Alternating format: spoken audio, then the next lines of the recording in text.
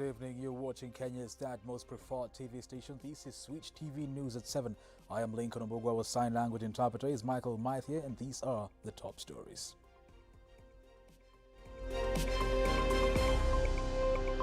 And the fight against the pandemic is what I'm calling the seesaw containment. You win in one theater of a battle and lose another. And by default, this swing has created some form of survival instinct in our population. You will need a negative COVID-19 certificate to enter Kenya, says President Kenyatta in his COVID-19 address to the nation today. President Kenyatta has the right to campaign for any cause and cannot be faulted to support it, Court of Appeal told as BIB Appeal case kicks off. The Council of Governors expresses fear that delayed disbursement of equitable share to county governments is a way of undermining devolution. Glad you're watching. Over 30 minutes of the broadcast begins now. President Uhuru Kenyatta has imposed new restrictions in the COVID hotspots and other areas in the country. Following the surge in COVID-19 cases in Western region, the hours in curfew have been maintained from 7 p.m. to 4 a.m. for up until 31st July this year. Other areas in the country will continue with a curfew from 10 p.m. to 4 a.m. for another 60 days. Places of worship will continue observing the one-third capacity rule as political gatherings are prohibited for further 60 days. Persons coming to the country will be expected to have a 96-hour COVID-free certificate from a valid travel platform. Hospitality establishments have been instructed to observe the tourism safe travel protocols. Attendees for both funerals and weddings are restricted to 100 persons each.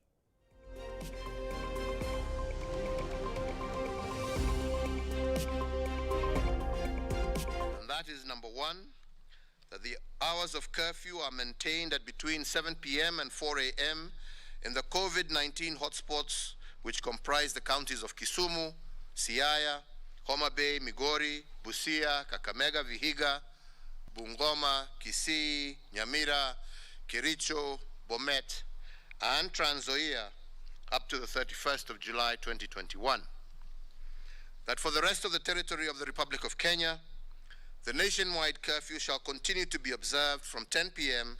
to 4 a.m. for a further containment period of 60 days. That all hospitals are directed to limit the number of visitors for hospitalized patients to 1 visitor per patient per day, and that all other rules, guidelines, and protocols not reviewed through this public order shall continue to apply until otherwise notified. The World Bank has approved 14 billion shillings loan to enable Kenya procure more vaccines and widen its inoculation exercise. This comes after 1.3 million people got vaccinated, 328,000 of whom having received the second vaccine. The county governments say they have tightened their ropes to fight the virus, even as 719 new cases have been reported today out of a sample size of 7,608. Currently, 36 counties have attained isolation facilities with a 300-bed capacity. County governments increased the number of functional ICU beds to 444 from 361 ICU beds at the onset.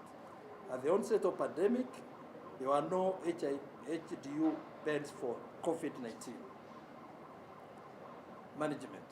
Currently, the county governments have 244 functional HDU beds. At the onset of the pandemic, counties had 437 ventilators.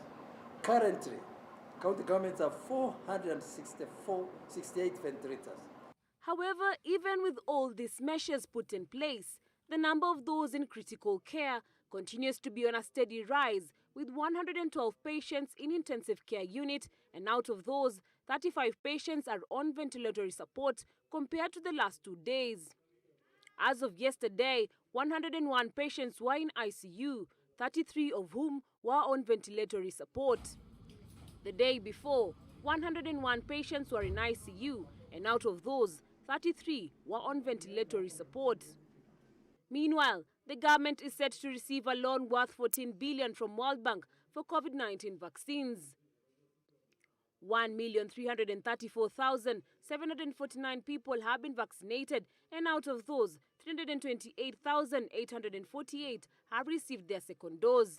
In the last 24 hours, 800 patients have recovered and 9 patients have succumbed to the virus, all of them being late deaths reported in diverse months. Even as county governments continue to insist that they have scaled up all the necessary measures, the country is still in a COVID-19 crisis. Reporting for Switch TV, my name is Harriet Chimea. Thank you, Harriet Chimea. Moving on, Kenya is now expected to have vaccinated its entire adult population come 2022 compared to the initial plan that extended the exercise up to 2023. The country has also shifted its vaccine preference to the one-shot jab from Johnson & Johnson, with the first consignment expected to arrive in the country by August 2021. With the shift of vaccine preference to the Johnson & Johnson's first consignment, set to arrive in the country in August this year, which requires only a single shot, President Kenyatta has today announced that the country may achieve its vaccination targets sooner than expected in the new acceleration plan that aims at administering at least 150,000 vaccinations every day as of August 2021. We revised our vaccine plan, and instead of vaccinating 10 million adults by June of 2022, we expect that we will vaccinate the entire adult population of Kenya, which is 26 million people, by the end of this year. In fact, by Christmas of this year, we intend to have vaccinated over 10 million adults, according to our experts. The government is also securing a cheaper price for the vaccine, leading to an additional 3 million doses, making it 13 million instead of the initial 10 million. And if a vaccine for underage populations is registered by early next year, we intend to vaccinate an extra 4 million young adults by June of 2022. With a vaccinated population of 30 million people, this will allow us to begin the journey for herd immunity against this pandemic, and this is our intention for the next 12 months. The president has also hinted at plans to import the vaccine and packaged for them to be done locally in a fill and finish plan to be set up in the country, making Kenya the main supply hub for Eastern and Central African region. David Kagina, Switch TV. Thank you, David Kagina. President Uhuru Kenyatta, through his lawyer George Oraro, has said that just like any other Kenyan, he has a right to campaign for any cause and cannot be faulted to support it. This comes during the BBI hearing that kicked off officially today, appealing the High Court decision declaring the BBI initiative unconstitutional. Caroline Sumer tells us more. Cross-referencing so that Senior counsel George Oraro questioned the criteria the High Court used to decide that public participation was not duly followed when shooting down the BBI on 14th May this year. One of the issues he laid out in President Uhuru's appeal was that the president is entitled to support any cause, including BBI, just like any other citizen. The president has the rights like any other Kenyan under Article 38 to participate in the political discourse, including to support or campaign for any cause. My lords will also realize that the president is nominated by a political party under Article 137 of the Constitution. He is again entitled to support any cause that the political party supports, and therefore he cannot be faulted for participating in the popular initiative as suggested by the learned judges.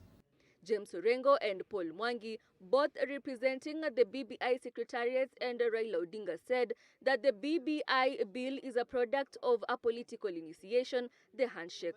So these judges, they gave us a story that if you don't try to go into the real story, you'd think that politicians are evil.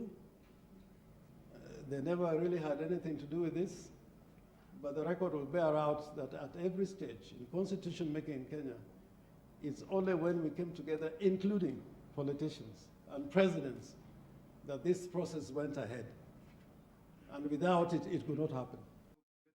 The Court of Appeal has today heard that the High Court disregarded the people's will in stopping BBI disenfranchising millions of voters by ignoring their votes. Made by colleagues in the High Court, in the Court of Appeal, and indeed the Supreme Court, and for the learned judges disenfranchised millions of Kenyan voters by ignoring their popular initiative. Led by Judge Joel Ngugi, the High Court on May 14th declared the process illegal and unconstitutional. A 7-judge bench led by Court of Appeal President Daniel Musinga has officially begun hearing cases challenging the nullification of the Building Bridges initiative and the referendum. Caroline Suma, Switch TV. Thank you, Caroline Simmer. The Council of Governors has expressed fear that delayed disbursement of equitable share of the county governments by the National Treasury is a way of undermining devolution. The council says the situation has crippled service delivery in some county governments, as Joel Chacha reports. In the 8th State of Devolution address graced by Devolution Cabinet Secretary Eugene Amalwa, the Council of Governors claimed that the Treasury is undermining devolution. Delayed disbursement of equitable share to the county government by the National Treasury, and have led to immediate charges for county governments, which include but not limited to non-compliance of county governments regarding timely payment of employee salaries and remittance of county employees' statutory deductions, delayed settlement of eligible pending bills, derailment of counties' response measures towards emergencies such as drought, floods and locusts in various parts of the country, and the COVID-19 pandemic, negative affecting service delivery to Kenyans. Aziz Omalwa has acknowledged that late disbursement of monies to county has been a major challenge in the 2019-2020 financial years that ends tomorrow midnight. The issue of delayed disbursements, I know that it's been a challenge, Governor, because this COVID challenge is not a local problem, it's a global issue. Global economies have been affected just like ours. Delayed disbursements have affected running of some of the counties, but we want to see going forward how we can continue working together to address this. The agriculture sector, which remains the key contributor to the country's GDP, is experiencing a declining growth, according to the council. Increase in fuel costs and agricultural input has severely affected the agricultural sector, with food production expected to deteriorate due to high production costs.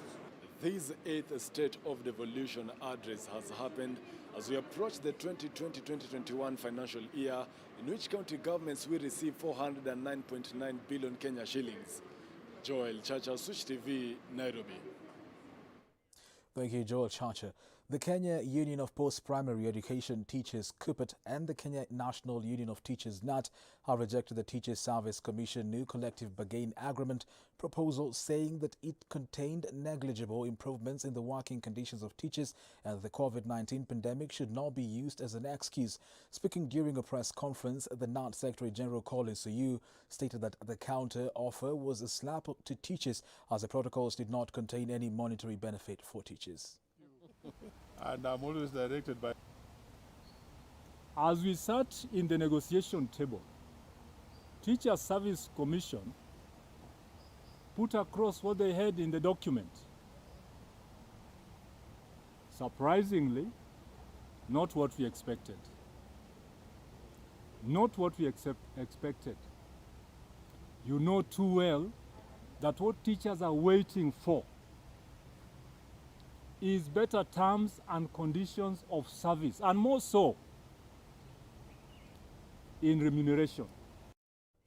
That story takes us to a short commercial break. Stay tuned, we'll be back with more.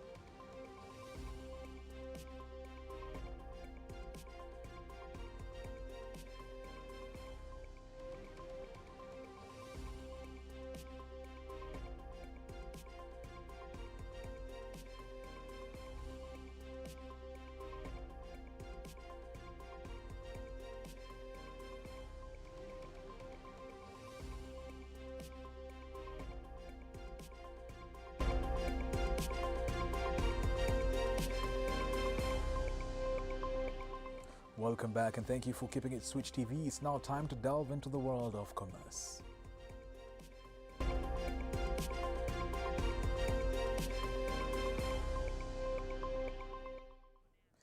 The new port of Lamu is set to welcome 2 new cargo vessels from overseas next week as more shipping lines continue to show interest in the Lamu transshipment port. Kenya Ports Authority Captain Geoffrey Namodawa has confirmed that the ships, namely CMA CGM from Reunion and AMU, first currently in Zanzibar, are sailing towards the Lamu port. The cargo, once deployed, will be transshipped to Far East, with more than 50 containers being offloaded and transshipped. The authority has completed the process of testing the cranes in anticipation of new vessels, predominantly shipping out livestock from Kenya to Far East. Meli nyingi sana zinataka kuja bandari ya Lamu, lakini wote walikuwa na ngoja kwanza tulete hivi vifaa ambao mnaona hapa nyuma. Ina maana kwamba bandari ya Lamu itakuwa ni njia muhimu sana kuweza kuunganisha kanda ya Afrika ya Mashariki, tukisongea kuhusu Ethiopia, kuhusu Sudan Kusini na nchi zingine za magharibi kama Uganda na kuendelea na mbele. Elsewhere, the government published new regulations for non-deposit-taking NPT SACCOs to meet by the end of June this year. The SACCOs were to seek for an authorization to operate from the SACCO Society Regulatory Authority following the Publication Regulations 2020, which took effect on January 2021. Coming to the tail end of the compliance on Wednesday, SASRA Acting Director General CEO Peter Njuguna said soon they will be issuing the first batch of licenses, having received over 100 applications. Licensing is the entry point where you are able to say, this is how I am, but these are the areas I am compliant, these areas I'll work on, and that is the spirit. I want to encourage SACCOs that we are not expecting any SACCO to come 100% compliant. Meanwhile, the Ministry of Trade and Industrialization, in conjunction with the Ministry of Health, has launched the National Food Fortification Strategic Plan that aims at prevention and control of micronutrient deficiencies. Flora Limuki with his story. Food fortification is the process of adding micronutrients, essential trace elements, and vitamins to food. It can be carried out by food manufacturers or by government as a public health policy which aims to reduce the number of people with dietary deficiencies within a population. It is in this regard that the Ministry of Health is coordinating the implementation of the multi-sector Kenya Nutrition Action Plan, or KNAP, 2018-2022, whose objective is to accelerate and scale up efforts towards elimination of all forms of malnutrition by 2030. Speaking during the launch of the National Food Fortification Strategic Plan, Health CAS Dr. Rashid Aman noted that food fortification is one of the most effective strategies for tackling micronutrient deficiencies as well as poor growth and development of children. Additionally, micronutrient deficiencies remain a public health concern, especially for Kenya's women and children. Despite the notable progress made on food fortification, for instance maize flour, there are still challenges with compliance to fortification standards by food industries. And therefore, manufacturers must ensure compliance with the required standards for fortification. The enforcement of regulations for mandatory fortification of salt, wheat, flour, maize flour, vegetable oil and fats is mandated by the Kenya Bureau of Standards, KEBS, under my ministry, and to the Department of Public Health in the Ministry of Health. Staple food fortification has increased the availability of micronutrients essential to health and development in the diets of people across the globe. Flora Limuki, Switch TV. Thank you, Flora Limuki. Attending video calls too often can be tiring, and it's something we are doing more than ever. So what steps can we take to make it a little easier and less stressful? Our very own Apollo James now provides you with some tips for dealing with Zoom fatigue. Imagine you're at a park talking with your friend. Do you spend the entire conversation staring into each other's eyes? Probably not. Now imagine having a video call with that same friend. Looking away from the screen now feels rude, so you end up trying to make eye contact for the entire time. You try to read your friend's body language, but now it's much harder through the screen. When the call finally ends, you end up feeling tired and drained. What you're experiencing is called the Zoom fatigue. Well, let's say you have a work call coming up. A few minutes before the call starts, get up and walk away from your computer. It doesn't much matter what you do. What's important is to give your body a chance to move and your brain a chance to reset and prepare for the call. If you're joining a call from your home, you might not want people seeing your house. There are digital tools that let you blur or replace your background. Doing so can also help others focus more on what you're saying, since they won't be distracted by what's behind you. Being on camera can be stressful, so if you're allowed to, consider turning your camera off when you're not talking. Some apps will also allow you to hide your self-view. That way people can still see you, but you can't see yourself. This might reduce any anxiety that comes with feeling like you have to perform. But remember, if you use this feature, the camera is still on, so don't do anything that might embarrass you. Following these tips will help you deal with Zoom fatigue. Of course, another solution is to just do fewer video calls. After all, an old-fashioned phone call still works. Apollo James, Switch TV. Thank you, Apollo James, for the insights. It's now time to get sporty.